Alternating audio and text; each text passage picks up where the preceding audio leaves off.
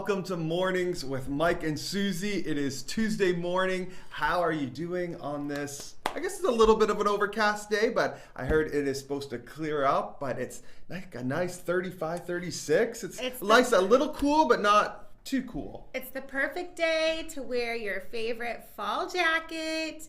It's almost at the point that it's time to break out the hat and gloves, I think. For me, anyway. Well, actually, when I left a couple days ago to come to the church, it was 28 degrees and I had my winter coat on. You did? I'm like, why would I put a light coat on and be cold? There's no reason for it. There's no reason for that. I usually don't start wearing a winter coat until like January because I don't want to be bothered with it. But this year I have been cold early, so I have been putting on the hat and the coat and bundling up. Yeah.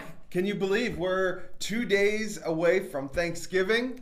Man, I got like a countdown going on. I feel like Thanksgiving's been longer than a year ago.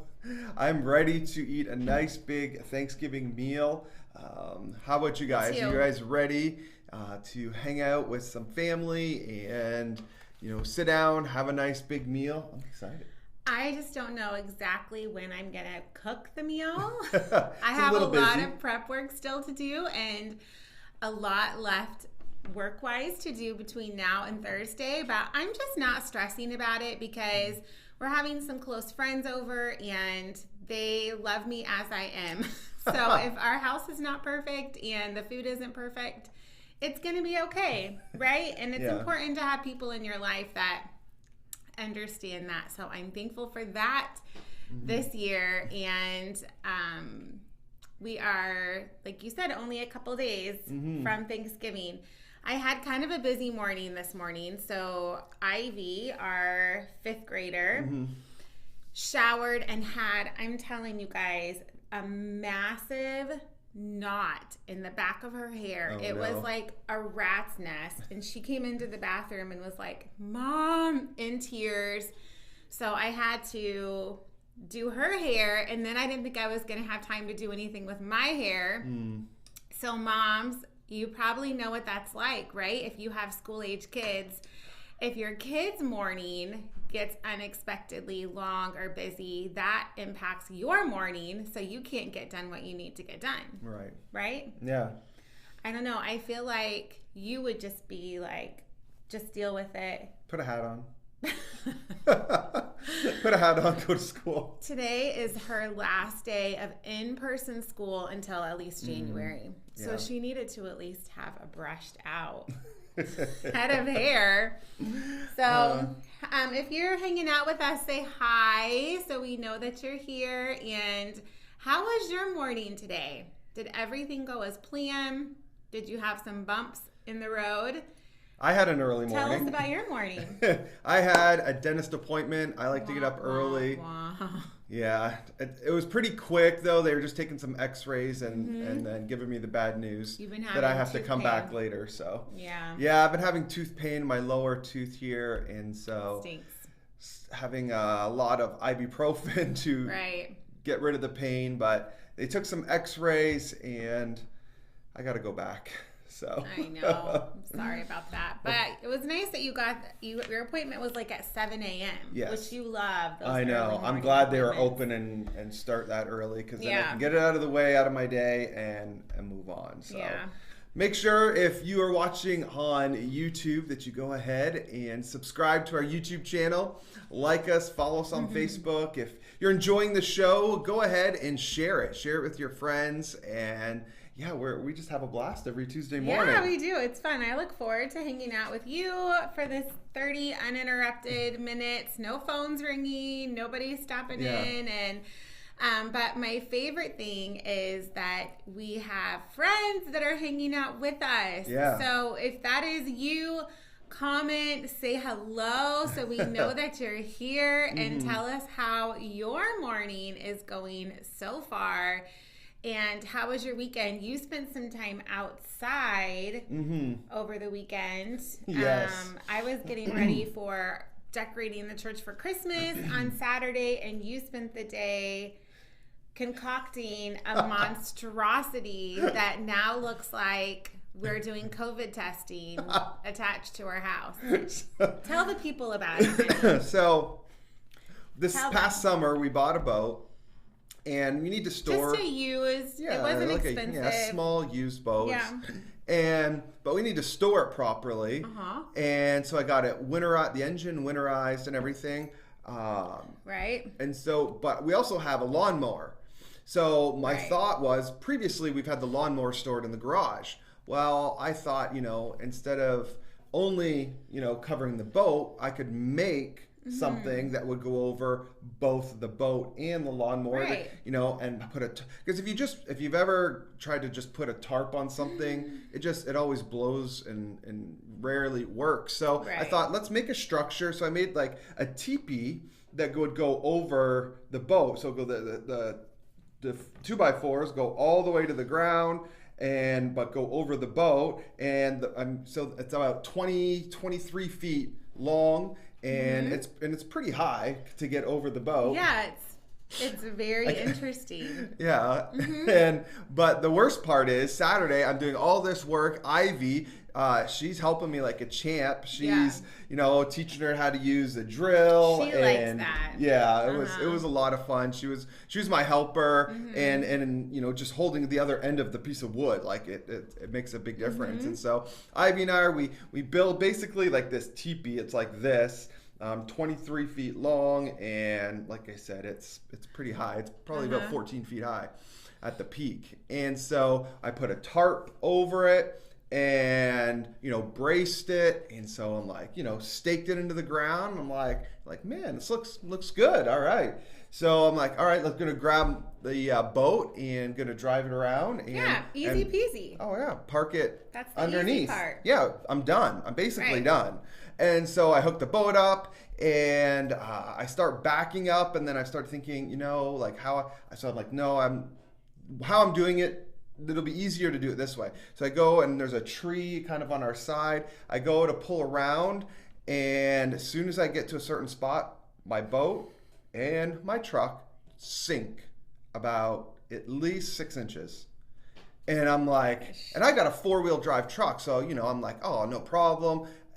I threw it into 4-wheel low, and I'm like, this is gonna be nothing. Hit it, and all 4 tires are spinning. And I'm like, you've got to be kidding me. So I'm so glad I wasn't home for any of this. It's so funny. Out. Go ahead. I was just going to say, I was out and I missed the whole thing, and I am thankful. Well, it was funny because Ivy came up to me and she's like, Dad, can I go inside? I'm like, yes, go inside. And so I thought in my head, I'm like, well, if I get the boat off of it, it'll lighten the load and I'll just be able to, get off out. The track? Yeah, so I hitched the boat, got some wood under it, was able to get it off, and I'm like, all right, I can deal with the boat later. And so even though it's in the middle of my lawn, sunken, and I couldn't get out.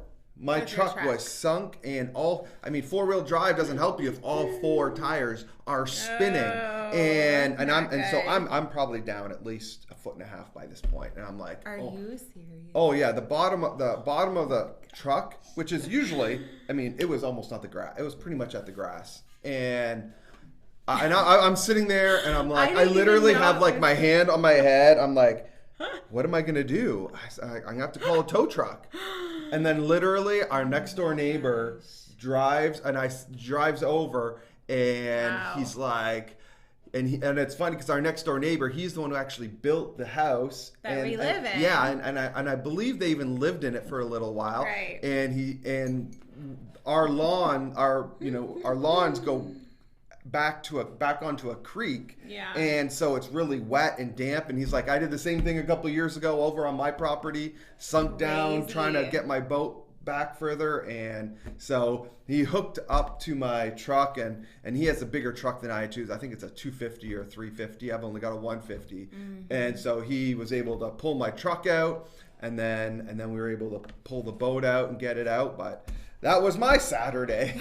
I couldn't believe it when I came home and I just saw all the tracks in the yard. But all of that is, as far as aesthetically is not that big of a deal. But I will tell you, so I got home, I could see the tent, the concoction that you built sticking out from the side. But you can't see it too much from the front. No, not that much. That's true. It's pretty hidden. But I did see it when I pulled up and told Adeline it looks like we're doing COVID testing, or we have somebody with COVID and that's where they have to stay for 14 days. And it was all fine until Sunday morning. And Sundays are busy mornings for us to get out of the house. You leave very early before any of us are even up. So then I get up, get all the kids ready. We get out the door. But I went downstairs into my kitchen to the sink to get a glass of water. And I looked out the window over the kitchen sink. And all I can see out my kitchen window now is a giant teepee tent. And ladies, help me out here. Tell my husband it's a thing that we all want to be able to have a window over our kitchen sink and look out and have some kind of a view, something to look at while we're standing at the sink doing dishes or washing veggies, whatever you might be doing, right? You're with me here, right, girls? So now my beautiful view, which was a really pretty field and a line of trees, is now a giant tarp.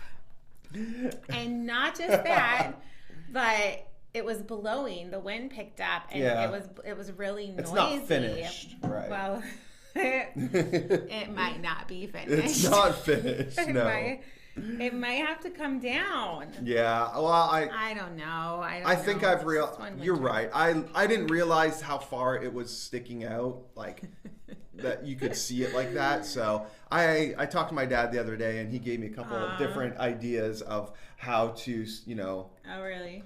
We can do like a hybrid model of a little bit of TP. I trust you. And we'll figure something out. But yeah, so it did put me in a little bit of a bad mood on Sunday morning, and you weren't there. I knew I wouldn't really have a chance to talk to you. And then our stinking cats knocked over two of my only plants I have left and completely destroyed them, like pots and all. So it was kind of a rough Sunday morning, but So yes, Thanksgiving is in 2 days, but you know what is in 3?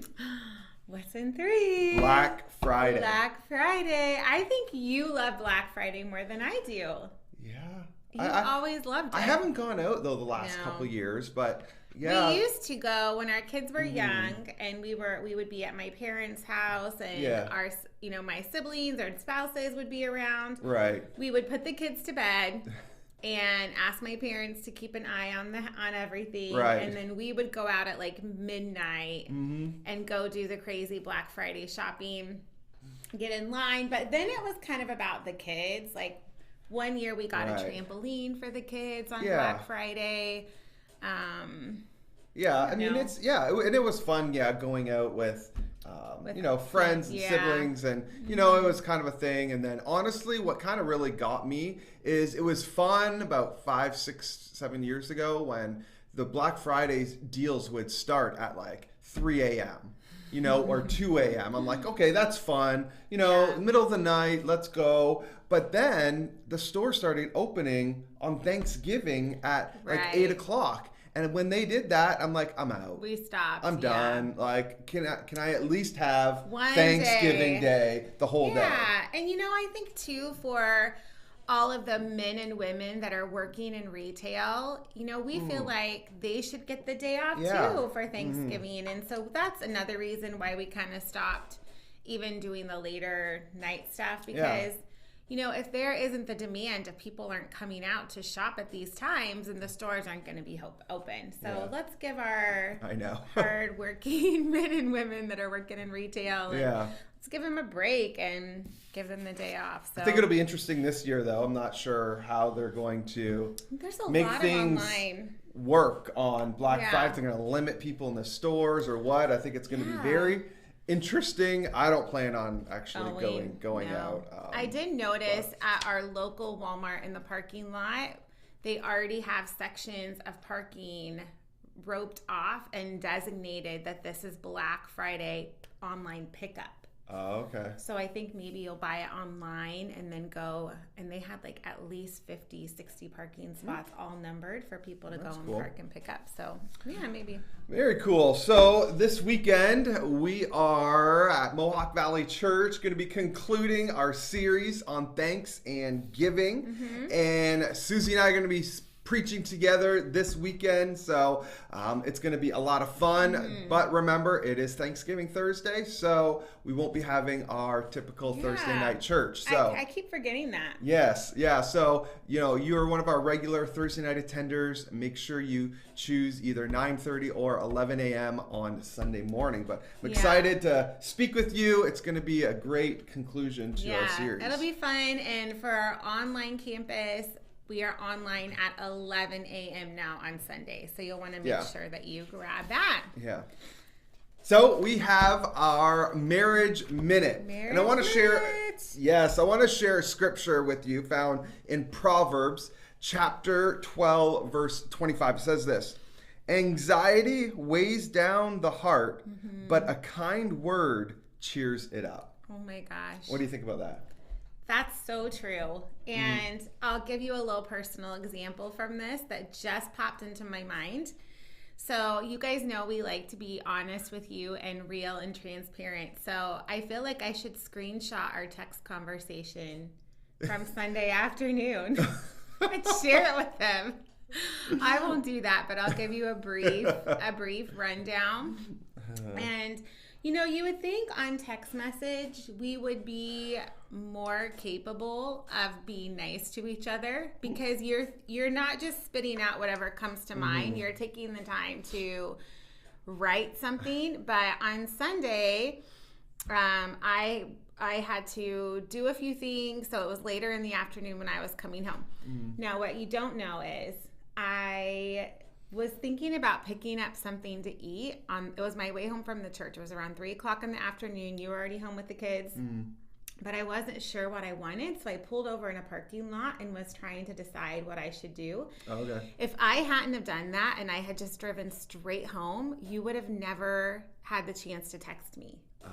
I wondered when I texted you if I was already home. So I was pulled over in a parking lot deciding what I was going to do, and you texted me a very simple request. You just asked me, honey, on your way home, can you pick up? And there were a couple things we needed. Wow. I did not react kindly to that request. I just wanted to get home, and it was cold and it was rainy, and so I think I texted you back all of those sentiments. Yeah. And it kind of opened a can of worms that then we got in a little argument. But we worked it out. But here's what I thought about this is anxiety weighs down the heart. And I was already feeling some anxiety. And this is a busy time of year for us. It's a busy time of year for everyone, right? Obviously we work at a church. Christmas season is a busy season. Yeah. But there's a good chance that wherever you work too, Christmas is also a busy season for you. And it's important for us to remember that about each other and know that there is some anxiety. There is some stress. A little extra tension. And I think I texted to you something about, can we just be nice? Right. And it's so true that the person that knows you the most is often the person you're the meanest to. Yeah. Does anybody else like the way I talk to you or text you, I would never text to a friend of mine or somebody that I didn't know as well. Certainly not, because you think more about about that person's feelings and how the text message. But when it's your spouse, you just tend to spit out whatever comes into your mind. And if we would just be able to pull that back and say a kind word, so many times our arguments and those moments of tension could just be stopped. They would never even happen right from the get-go. And so how do we do that? I think it's pride a lot of times that we need to and, just swallow our pride a little bit. We like to be right. We like to be, you know what I mean? And I think too, just recognizing, because when you texted me that, I think one of the text messages was like, I'm busy. There's a lot of, it's a good busy week. I'm stressed, blah, blah, blah. And I was like, I did say that to you. I'm like, these next couple weeks are going to be really busy. And now you're asking me to do something else. Right. And then I think I texted you back, like, you're right. I'm sorry. Like, don't worry about it. I'll go out later and get those things. But what I like about this verse, the second part, it says, but a kind word cheers it up.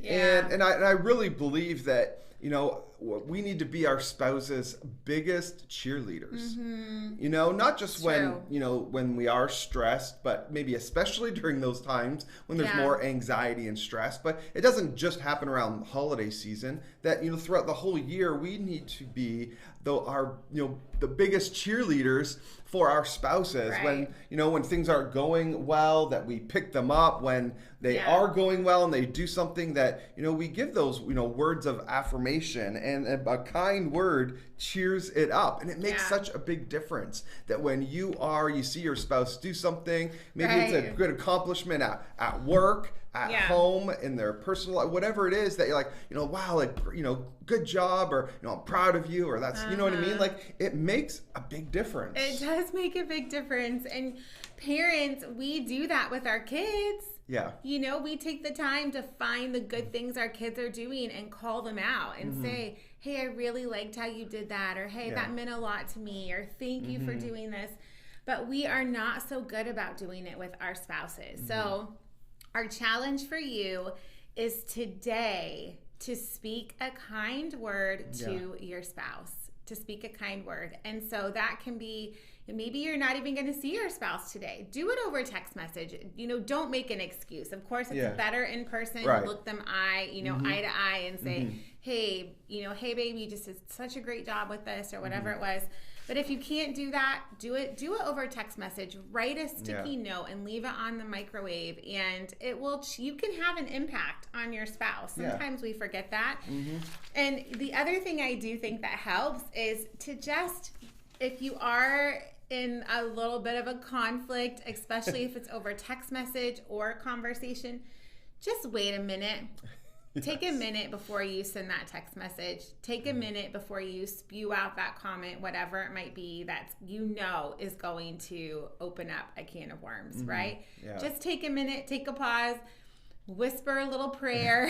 God, help me with this. Help me to love my husband. Help me to love my wife. Help me to be their biggest cheerleader. So that's our challenge. I'd love to hear if you are successful and how it impacts your spouse's day. So you'll have to let us know. So, trivia game. Okay. So, if you were watching last week, then it is linked. This week's trivia question is linked to last week's episode. Interesting. So there's no presidential facts in today's trivia question. No. All right. I thought I'd take a break. Okay. What is it? It's a very simple question. What was last week's favorite thing? Text the word. If you're watching, text the word 315-506-4506. You don't have to know like the brand or specifics. Just in general. Right. And I'll go ahead and text on here. Text this week's trivia answer. And do you want to tell them that we couldn't even remember what it was? We had to ask Pastor Jared because neither one of us could remember. But so while we're waiting for those answers to come in, why don't we go ahead into this week's favorite thing? Okay. So I almost said what last week's was. This week is just something I grabbed off my kitchen sink, and it is, you guys are going to laugh at this. This is dish soap. Oh, Lord. And I'm sorry, guys. Okay. I'm sorry. I will do next week. This is why I need the view from the window over my kitchen sink restored, because we all know, especially around the holidays, we spend a lot of time at the kitchen sink washing pots and pans. Even if you have a dishwasher, you're probably washing those big pots and pans, especially on Thanksgiving and the day before. So this is Mrs. Meyer's Clean Day. I like her whole line of stuff. She has hand soap, dish soap, and surface spray are the 3 I always buy. This scent I really like for fall. It's called Acorn Spice, and let me see what it smells like. It just smells like fall. It kind of reminds me, there's a scent from Bath & Body Works called Leaves that I really love at fall, and it kind of reminds me of that. And so it's just a nice little pick-me-up, nice little enjoy the fragrance while you have to do the dishes and you stare at a tarp out the window while you do them. All right. Target. Target, there you go. Yeah. Might want to get it before Friday. Excuse me. Sure. So next week, a week from Thanksgiving, so it is December the 3rd, right? Goodness. December the 3rd, we launch Jingle Jam. Yay! And if you haven't got your tickets, they're going quick. Now, the tickets are free, but you do need a ticket to get in the door. And because we have limited seating, so we can make sure that we can, social distance and do all those things properly. But you do need a ticket, so you want to go register today. You can get the link through our Facebook. Then there's a link on our website, mohawkvalley.church. And so wherever you need to go and get your tickets now. We have 4 performances. Yeah, and it's a family event, so it's really geared for families with children, especially will love it. And if you call Mohawk Valley Church home, we invite you to attend one of the Sunday morning performances. You do not need a ticket for those 2 shows. Correct. And do you want to tell us about what the special feature is for the Saturday show at 2 o'clock? I will, but first, let's go ahead and we're going to take a look at this video.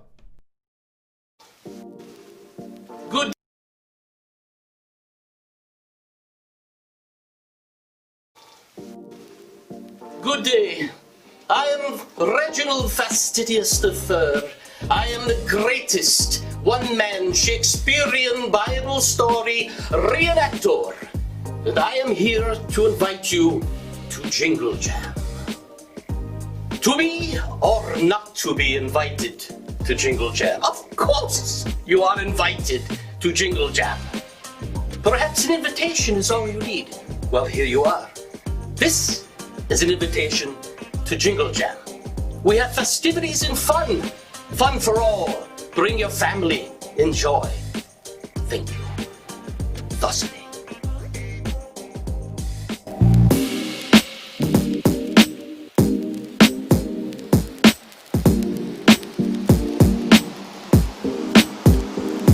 We'll look forward to seeing you soon. And cut. How was that? Was that all right? Because I wasn't sure if I got the right lines or nothing like that. I don't know. I've been trying, but sometimes I flub it up. You know what I'm saying? I love it. That was great. I love Jack. Yeah, so that's a sneak peek. That is one of the characters that you are going to meet and see at Jingle Jam. And we have a cast that has been preparing and rehearsing, and it's going to be awesome. So we're excited for that. Yes, so we have performances starting Thursday night at 7, Friday night at 7, and then we have 2 on Saturday. We have a matinee at 2, and then an evening show at 5.